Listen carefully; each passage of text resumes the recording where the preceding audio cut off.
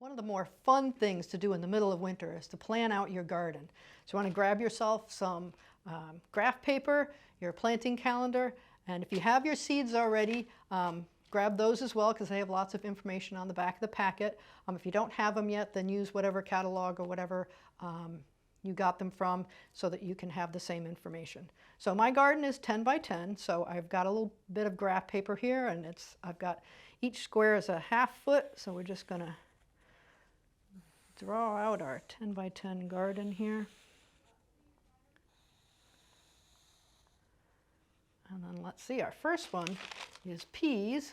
So if I look on our planting calendar, I can plant it anytime between March and pretty much May. So it's really a spring crop. So it's going to be ready, if I look at days to harvest, 70 days, so about 2 months. So I can plant that early, and then I'll have room to plant something else after. So let's figure out where we're going to put our beans, or our peas. And they're going to be pretty tall, 2½ feet apart of the rows. But so if we're going to do like one row, so let's decide. We're going to do a row coming down here. I'm going to put what it is, that's peas, and I'm going to put down that I'm going to get those in March. So I'll put that down so that we'll have an idea of when this is going to go in.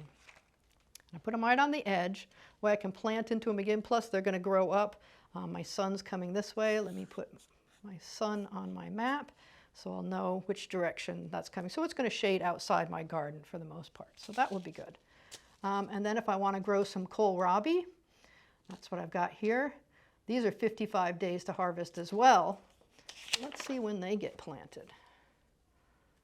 So they can really get planted just about any time. So they can go from April all the way into September. So they're a really versatile plant to plant in your garden. And 55 days to harvest. You could do these in the spring and in the fall, or you could do them after your peas are done and have that be your second planting there. So maybe I'll put that down. We're going to put the kohlrabi after. And then I've got some tomato plants that I've started, and I know they need about 2 feet apart. And then if I look on the planting calendar for tomatoes, it's going to tell me when I can put those outside. So I started them indoors. And they can transplant. So it has a little thing that says indoors. That's the I, which is March, April, and May is when I would start them. I'll usually start mine the beginning of April for my area. And then I can transplant them out in June.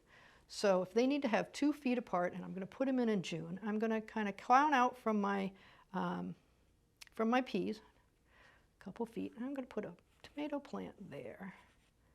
And then I need 2 feet again. I'm going to put another one right about there, and another one right about there. And those are going to be my tomatoes.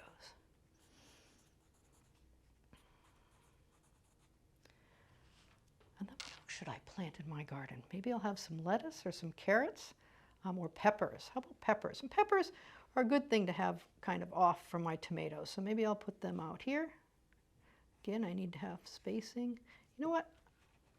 Good thing I have an eraser. So I'm going to change that up. I'm going to make them just a little bit off from my tomatoes so that I'm going to go 2 feet out. Make a square for those. And that's going to give everybody a little bit more room. Put my peppers down there.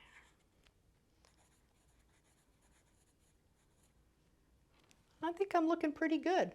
I'm going to keep working on this, and I'll probably shuffle it around a few times, make some erasers, decide maybe I want another tomato. I don't know.